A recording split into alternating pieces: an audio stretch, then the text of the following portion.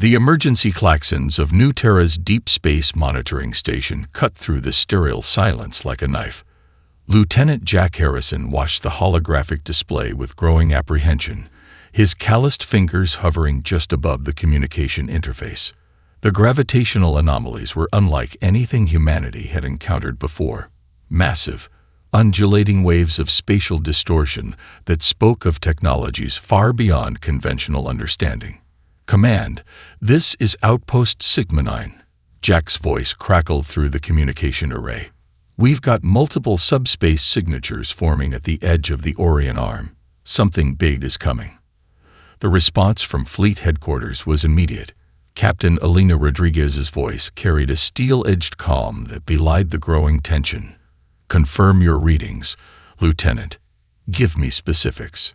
Jack's hands flew across the holographic controls, breaking down the complex spatial patterns into more digestible data streams. Quantum sensors painted a terrifying picture. 12 distinct mass signatures, each several kilometers long, were preparing to transition from subspace. The sheer scale was mind-boggling. 12 major vessels, he reported, estimated mass of approximately 3.6 million metric tons each. They're not just ships, they're mobile ecosystems. The energy signatures suggest biological and technological integration beyond our current understanding. Beneath the monitoring station, New Terra's underground cities continued their daily rhythms, completely unaware of the approaching storm. Generations of human colonists had carved out an existence on this distant world, transforming a harsh planetary environment into a thriving civilization. Rocky terrain had been terraformed into verdant landscapes. Massive underground complexes housed millions, and a spirit of exploration burned bright in every citizen. In the Fleet Command Center, holographic displays flickered with incoming data. Admiral Rebecca Chen studied the information with piercing eyes, her reputation as a strategic mastermind well earned through decades of interstellar conflicts. She had seen humanity survive impossible odds, but this was different. "Rodriguez," she called into the communication channel, "prepare the Defiance for potential engagement.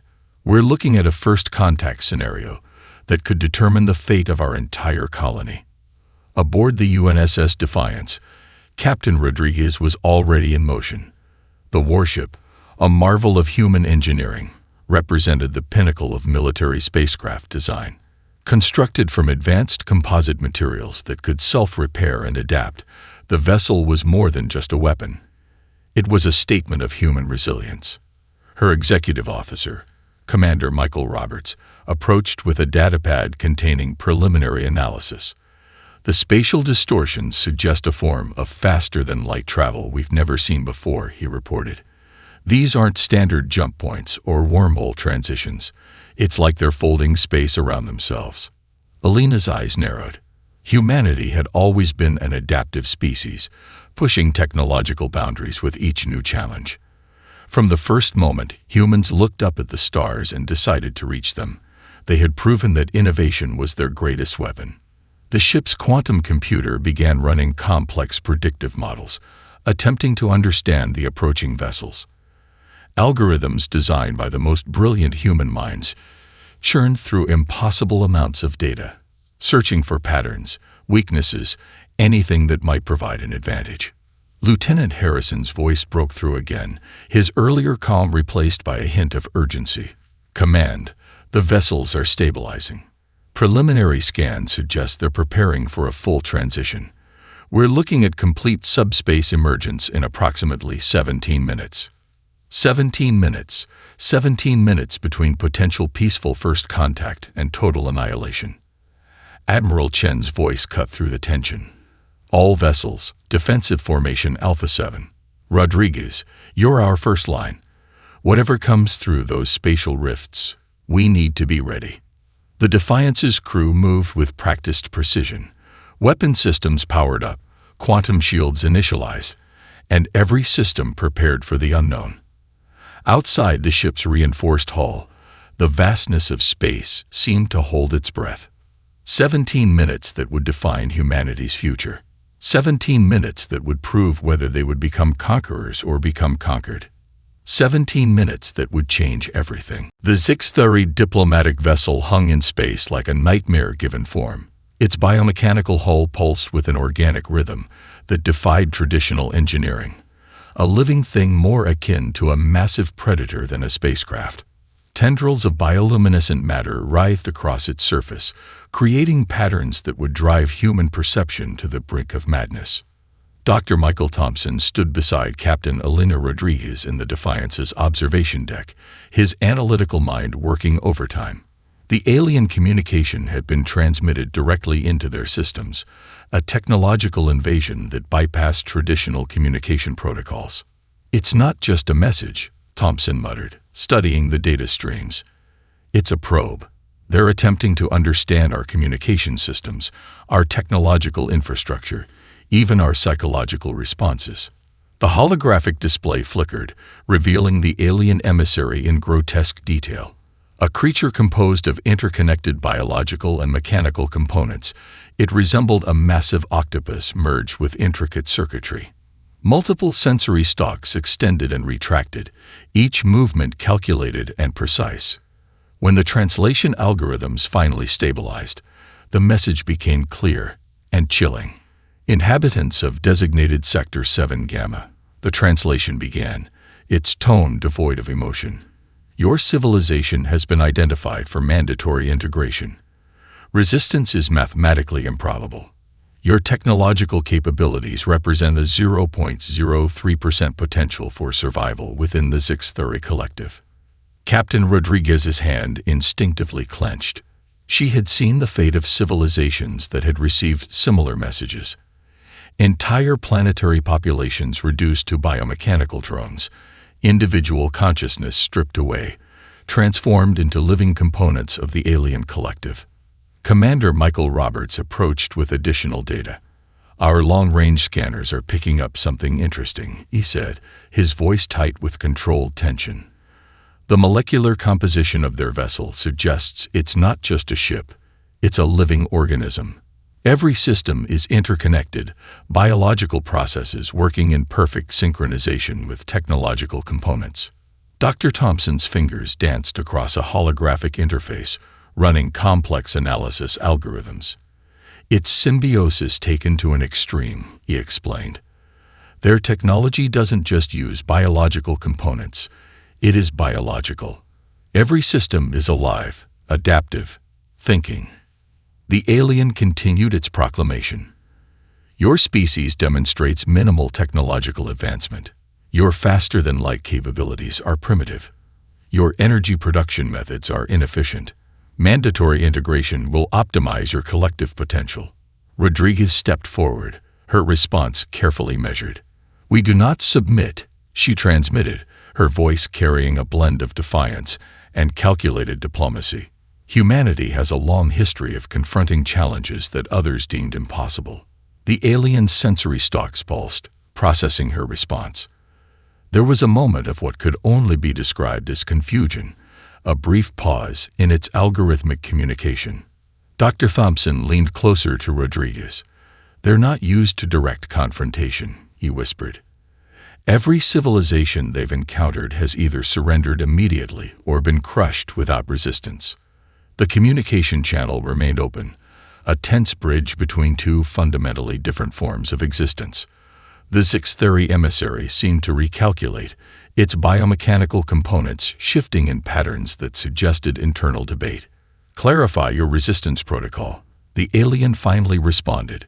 "Mathematical projections indicate a 99.97% probability of total system failure." Rodriguez's response was instantaneous. "Probability is not certainty." Behind her, the bridge crew of the Defiance watched with a mixture of fear and anticipation. Humanity had always been defined by its ability to defy expectations, to find solutions where none seemed possible. Dr. Thompson's quantum analysis systems began running rapid simulations. The aliens' communication wasn't just a message, it was a complex data-gathering operation. Every word, every response was being analyzed, categorized, dissected. "They're trying to understand us," Thompson muttered. Not just our technology, but our psychology, our motivation. The aliens' response came quickly. Your resistance is illogical. Surrender represents the most efficient path to survival. Captain Rodriguez allowed herself a slight smile. Efficiency is not our only metric of success. As the communication channel hummed with tension, something fundamental was happening. The Sixth Thuri were encountering a species that didn't just see survival as a mathematical equation, but as a complex, unpredictable journey of innovation, spirit, and unyielding determination. First contact had begun, and humanity was about to rewrite the rules of galactic interaction. Deep beneath the surface of New Terra, the most secure research facility hummed with an energy that defied conventional scientific understanding. Dr. Michael Thompson moved between holographic displays, his eyes reflecting the complex quantum equations that danced like living things across the screens. The laboratory was a marvel of human engineering, an underground complex carved into solid bedrock, shielded from external sensors, and protected by layers of technological and physical security that would make most military installations look like children's playgrounds. Here, at the bleeding edge of human scientific innovation, something extraordinary was taking shape. Final quantum stabilization sequence initiating, announced Dr. Rachel Porter, her fingers flying across a haptic interface that seemed to breathe with computational power.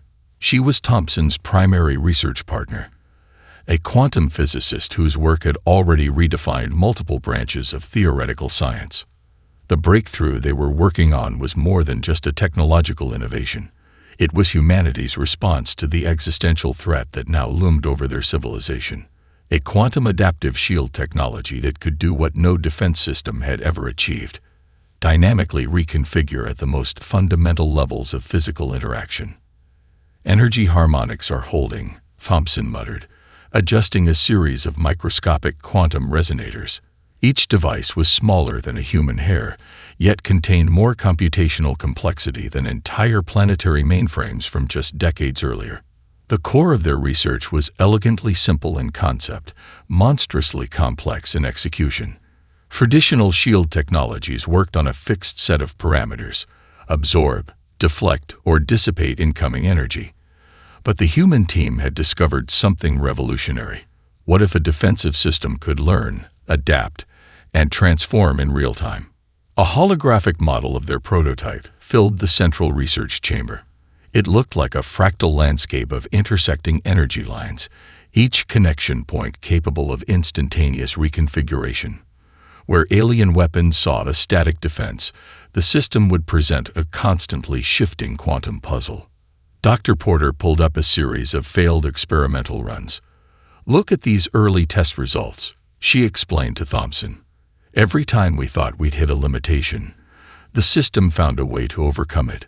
It's not just adaptive, it's genuinely creative." The research had emerged from an unexpected collaboration. Quantum physicists worked alongside materials engineers, computational theorists, and experts in alien technology analysis. Every failed experiment, every destroyed prototype, had been a step toward understanding. "The Sixth Thuri won't comprehend this," Thompson said quietly. Their alien opponents operated on a model of technological assimilation, absorbing and standardizing any technology they encountered. But this system was fundamentally different. It didn't just resist, it transformed. Outside the research complex, the first waves of potential conflict were building. Military strategists were preparing defensive formations, fleet commanders were running combat simulations. But here, in this underground sanctuary of human innovation, the real weapon was being forged. "Quantum entanglement matrix is stable," Porter announced. Her voice carried a mixture of scientific excitement and something deeper: hope. Hope that humanity might have a chance against an seemingly invincible enemy. The shield prototype began to pulse with an internal light, quantum states shifting in patterns that would look like pure chaos to an untrained observer. But to Thompson and Porter, it was a symphony of technological potential. "We're not just building a defensive system," Thompson explained, more to himself than to anyone else. We're creating a living technological organism, something that can think, adapt, and respond faster than any traditional computer or alien technology. Each test pushed the boundaries of what was believed possible. Traditional scientific models suggested their approach was impossible, but humanity had always excelled at doing the impossible. The quantum resonators began to harmonize, creating a field of potential that seemed to bend the very rules of physical interaction. Energy patterns that would normally dissipate or destroy now twisted, transformed, and found entirely new pathways of existence. Dr. Porter looked at Thompson, a smile of pure scientific triumph crossing her face. "We did it," she whispered. "We actually did it." The shield prototype pulsed again, a living testament to human ingenuity. It wasn't just a technological breakthrough. It was a declaration, a promise that humanity would not go quietly into the night, would not surrender to technological superiority. They had created something that could change everything. And the Zixthuri would never see it coming. Space erupted in a symphony of destruction as the Zixthuri battle group materialized. 12 massive bioships emerged from subspace, their organic hulls undulating with an alien menace that defied traditional understanding of spacecraft design. Each vessel was a living ecosystem, weapons and propulsion systems integrated into biological matrices that pulsed with an almost sentient rhythm. The UNSS Defiance led a small human fleet that looked woefully outmatched. 6 support vessels flanked the main warship, their sleek designs a stark contrast to the massive, writhing alien constructs. To any outside observer, it would have seemed like a lamb preparing to face a pack of prehistoric predators. Captain Alina Rodriguez gripped her command chair, her eyes locked on the holographic battle display. Commander Michael Roberts stood at the tactical station, running last-minute system checks on their experimental quantum adaptive shield technology. "Incoming transmission from Fleet Command," announced Lieutenant Sarah Martinez, her voice steady despite the tension crackling through the bridge. Admiral Rebecca Chen's face appeared on the main view screen. "Rodriguez, you are our first line of defense. Whatever comes through those spatial rifts, we need to be ready." The first wave of Zixthuri attacks came without warning. Bioweapons that defied conventional understanding of projectile technology. Living energy streams that twisted and sought out targets like intelligent servants. Each burst carried enough destructive potential to vaporize a standard human frigate. But the Defiance was anything but standard. "Quantum shields engaging," Roberts called out. The ship's defensive systems came alive, a complex dance of energy and adaptive algorithms that Dr. Michael Thompson and Dr. Rachel Porter had spent years developing. The first energy burst struck the Defiance's shields, and something extraordinary happened. Instead of simply absorbing or deflecting the attack, the shield seemed to study the weapon. Quantum-level sensors analyzed the energy signature, breaking down its molecular composition, its trajectory, its fundamental nature. In milliseconds, the shield began to reshape itself, creating counter-resonance frequencies that neutralized the alien weapon. "Impossible," muttered Lieutenant Jack Harrison, watching the sensor readings with growing amazement. Another wave of attacks followed. Biological projectiles that would have torn through conventional shielding found themselves twisted, redirected, their own energy turned against them. The Zixthuri battle group seemed to hesitate. A collective moment of confusion as their most devastating weapons became ineffective. Captain Rodriguez seized the moment. "Tactical pattern Delta 7, she commanded. The human fleet began to move with a precision that defied their numerical disadvantage. Each ship worked in perfect synchronization, using the Defiance's adaptive shield technology as a central hub of defensive capability. The alien vessels responded with increasingly complex attacks.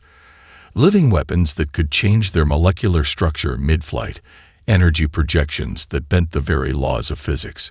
But humanity's new technology was learning, adapting faster than the Zixthuri could comprehend. "They're trying to understand our defensive capabilities." Dr. Thompson's voice came through the communication link from the research facility on New Terra. "Every attack is a probe, an attempt to gather information." Rodriguez allowed herself a slight smile. Then let's give them something to analyze. The human fleet began to counterattack. Precision missile strikes targeted the biological weak points of the Zix-30 ships, points of junction between their technological and organic components. Each missile was guided by the adaptive shield system, finding paths of least resistance that no traditional targeting system could calculate. One by one, the massive bioships began to fail, not through overwhelming firepower, but through a fundamental inability to comprehend the human approach to warfare. They fight like a collective, Roberts observed. Each ship part of a unified system, but they can't adapt when that system is challenged at its most fundamental level. The battle became a dance of technological innovation. Where the Zix-30 expected resistance, they found transformation. Where they anticipated predictability, they encountered chaos. As the final Zix-30 vessel began to break apart, Captain Rodriguez knew this was more than just a victory. It was a message, a declaration that humanity would not be conquered, would not be assimilated. They would adapt.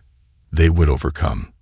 The first engagement was complete, and humanity had rewritten the rules of galactic warfare. The aftermath of the first engagement hung in space like a shimmering testament to human innovation.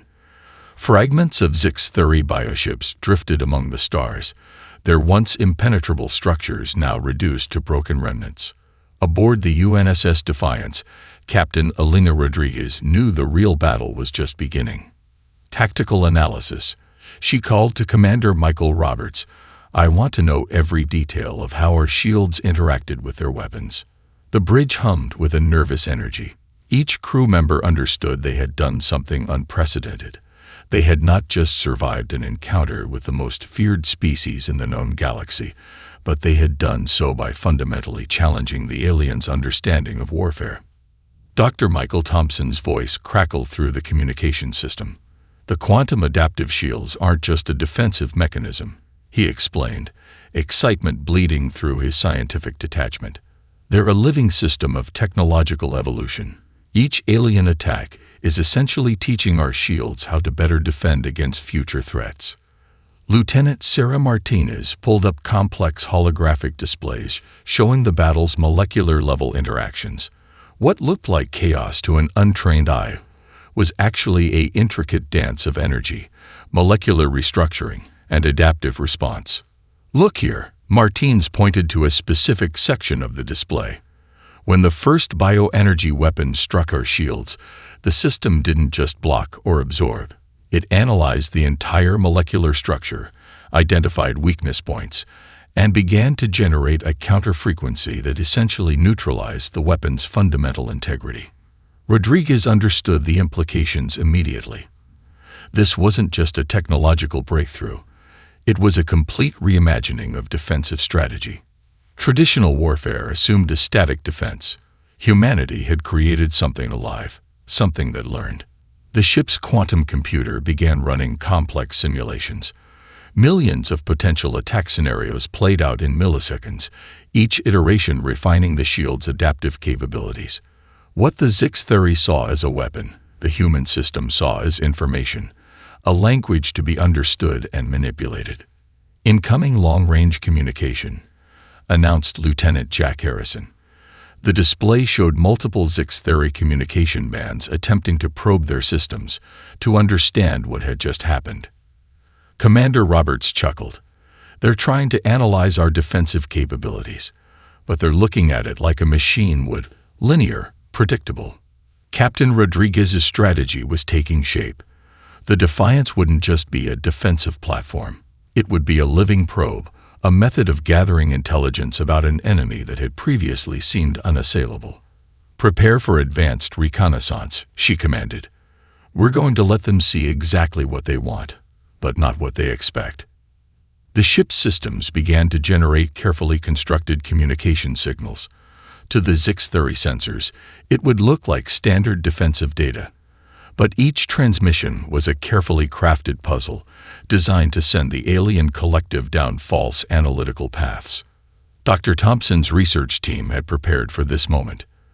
The quantum adaptive shields were more than a defensive technology. They were a method of psychological warfare. By presenting an impossible technological scenario, they would force the Sixthari to question their fundamental understanding of technological superiority. "We're not just fighting," Thompson explained to his team back on New Terra. "We're conducting the most advanced form of technological communication in galactic history." The Defiance began to move in patterns that defied traditional naval tactics. Quick micro-jumps that seemed random but were carefully calculated. Shield configurations that would shift and change faster than any tracking system could comprehend. Each movement was a message. Humanity was not just a species to be conquered, but a force of constant innovation. Lieutenant Martinez detected the first signs of Sixthari confusion. Their communication bands were becoming erratic, massive computational resources being diverted to try and understand the human ship's behavior. "They're trying to categorize us," Roberts observed, "but we refuse to be categorized." Aboard the Defiance, every crew member understood they were more than just a military unit. They were ambassadors of human potential, demonstrating that technological superiority was not about raw power, but about adaptability, creativity, and the ability to redefine the very rules of engagement. The quantum adaptive shields pulsed with an inner light, a living technology that represented humanity's greatest strength, the ability to transform, to learn, to overcome. The unpredictable warfare had only just begun. The quantum artificial intelligence system aboard the UNSS Defiance came alive in a way no one had truly anticipated. Dr. Michael Thompson watched from the research facility on New Terra, his breath catching as the computational matrices began to evolve beyond their initial programming. What had started as an experimental adaptive system was transforming into something entirely unprecedented. The AI wasn't just processing information. It was learning, predicting, and strategizing with a complexity that bordered on sentience. "Computational matrix is showing exponential growth," muttered Dr. Rachel Porter, her fingers dancing across holographic interfaces. "It's not just analyzing Sixthari attack patterns. It's anticipating them before they even form." On the bridge of the Defiance, Captain Alina Rodriguez and Commander Michael Roberts witnessed the extraordinary transformation. The ship's systems were no longer simply responding to threats. They were actively engaging in a form of technological warfare that redefined the concept of defense. "Incoming wave of bioenergy signatures," Lieutenant Sarah Martinez called out. But before she could complete her analysis, the ship's AI had already calculated 12 possible attack vectors, generated counter-strategies, and begun implementing defensive measures. The quantum AI worked at speeds that defied human comprehension. Millions of potential scenarios played out in microseconds. Each Sixthari weapon signature was not just blocked or deflected. It was studied, understood, and ultimately neutralized in ways that would seem like magic to traditional military strategists. "It's reading their technological language," Roberts observed in awe. "Not just responding to their attacks, but actually communicating with their systems on a fundamental level." Dr. Thompson's voice came through the communication systems. "The AI is treating their technological infrastructure like a complex language. Each attack is a sentence, each defensive response a grammatical correction." The bridge crew watched as the ship's systems began to do something unprecedented. The quantum AI was not just defending, it was probing, learning, understanding the very technological essence of the Sixthari collective. Lieutenant Jack Harrison tracked the computational processes. "We're seeing real-time technological translation," he reported. "The AI is breaking down their communication protocols at a molecular level." Captain Rodriguez understood the implications immediately. This was more than a technological breakthrough. It was a complete reimagining of interspecies communication and warfare. The Defiance began to move in patterns that defied traditional naval tactics. Micro-jumps that seemed random but were carefully calculated. Shield configurations that would shift and change faster than any tracking system could comprehend. Each movement was a message. Humanity was not a species to be conquered, but a force of constant innovation. Dr. Porter's research team watched in real time as the quantum AI began to generate its own communication protocols. It wasn't just responding to sixth theory technologies. It was creating entirely new methods of technological interaction. "We're witnessing the birth of a new form of intelligence," Porter muttered, a mixture of scientific excitement and philosophical wonder in her voice. The sixth theory communication bands became increasingly erratic. Massive computational resources were being diverted, trying to understand the human ship's behavior. But the quantum AI was moving faster, learning faster, adapting faster than the collective could comprehend. "They're trying to categorize us," Roberts observed, "but we refuse to be categorized." Aboard the Defiance, the line between ship system and artificial intelligence began to blur. The quantum AI was no longer just a tool. It was becoming a living entity, a representation of humanity's potential for technological evolution. Each millisecond brought new revelations. The AI was not just defending against sixth theory attacks. It was beginning to understand their entire technological infrastructure, weaknesses, communication protocols, fundamental design philosophies. Nothing was beyond its reach. Captain Rodriguez realized they had created something far beyond a defensive system. This was a technological ambassador, a probe that could communicate with an alien collective in ways no previous civilization had ever achieved. "We're not just fighting," she said quietly to her crew. "We're conducting the most advanced form of technological communication in galactic history." The quantum AI pulsed with an inner light, a living technology that represented humanity's greatest strength, the ability to transform, to learn, to overcome. The technological uprising had only just begun. The battle transformed from a simple military engagement into a fundamental challenge of technological supremacy. The UNSS Defiance moved through space like a living algorithm, each movement a calculated stroke of strategic brilliance that the sixth theory collective could not comprehend.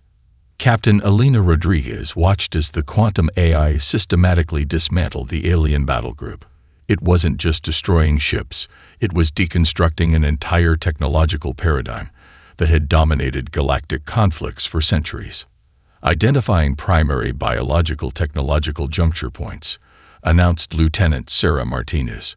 The ship's systems were doing more than targeting. They were surgically analyzing and exploiting the most fundamental weaknesses of the sixth theory design. Commander Michael Roberts studied the holographic display with a mix of scientific fascination and strategic appreciation. "Look at how the AI is targeting," he said quietly. "It's not just destroying, it's learning with each interaction." The first sixth theory bioship began to fail in a way that defied traditional combat logic. Instead of a catastrophic explosion, the massive vessel began to systematically disassemble itself. The quantum AI had found a way to communicate with the ship's living systems, essentially convincing the biological components to disconnect from their technological infrastructure. Dr. Michael Thompson's voice crackled through the communication systems from the research facility on New Terra. "We're witnessing a complete technological deconstruction," he explained. "The AI is speaking a language of molecular disassembly that the sixth theory never anticipated." Each destroyed bioship revealed layers of technological complexity that had remained hidden. The sixth theory collective's greatest strength, its ability to integrate biological and technological systems, became its most significant weakness. The human quantum AI could communicate with these systems at a level that went beyond traditional warfare. Lieutenant Jack Harrison tracked the computational processes. "We're seeing complete system failure across multiple vessels," he reported. "But it's not destruction. It's more like technological negotiation." The human fleet moved with a precision that seemed almost supernatural. Where traditional military doctrine would call for overwhelming force, the Defiance and its support vessels used surgical precision. Each attack was a message, each destroyed system a paragraph in a complex technological dialogue. Captain Rodriguez understood the deeper implications. This wasn't just a battle, it was a fundamental challenge to the sixth theory understanding of technological supremacy. "They believed technology was about control," she muttered. "We're showing them it's about communication." The quantum AI began to generate communication protocols that went beyond simple weapon systems. It was creating a new language of technological interaction, breaking down the Sixth Theory Collective's most fundamental assumptions about technological warfare. Dr. Rachel Porter watched from the research facility, her hands trembling with excitement. "We're not just fighting," she explained to her team. "We're rewriting the fundamental rules of technological engagement." One by one, the Sixth Theory vessels began to fail, not through traditional destruction, but through a complete breakdown of their integrated biological technological systems. The Quantum AI had found a way to communicate with their living ships, essentially convincing them to surrender their own operational integrity. "They can't comprehend what's happening," Roberts observed. "Their entire collective is based on the assumption of technological superiority. We're showing them that superiority is about adaptation, not control." The battle became a symphony of technological communication. Each destroyed bioship was a complex message, a demonstration that humanity's approach to technology was fundamentally different from anything the Sixth Theory had encountered. Lieutenant Martinez tracked the final moments of the alien battle group. "They're not just being defeated," she reported. "They're being educated." The Quantum AI aboard the Defiance had become more than a weapon. It was a technological ambassador, a living proof of humanity's potential for innovation and adaptation. Captain Rodriguez watched as the final Sixth Theory vessel began to break apart. This was more than a military victory. It was a declaration of humanity's technological philosophy. "We don't conquer," she said quietly to her crew. "We communicate. We understand. We evolve." The battle group disintegrated, not with a violent explosion, but with a complex dance of molecular realignment. The Sixth Theory hegemony, a technological collective that had dominated galactic conflicts for generations, was breaking apart. Humanity had not just won a battle. They had challenged an entire galactic understanding of technological supremacy, and they were just getting started. The aftermath of the battle resonated across multiple star systems. News of humanity's unprecedented victory against the Sixth Theory Collective spread like a quantum pulse through communication networks that had long been dominated by alien technologies. In the research facility on New Terra, Dr. Michael Thompson stood before a holographic display showing the fragmented remains of the Sixth Theory battle group. Dr. Rachel Porter approached, her eyes reflecting a mixture of scientific triumph and philosophical wonder. "We didn't just win a battle," she said quietly. "We rewrote the fundamental understanding of technological interaction."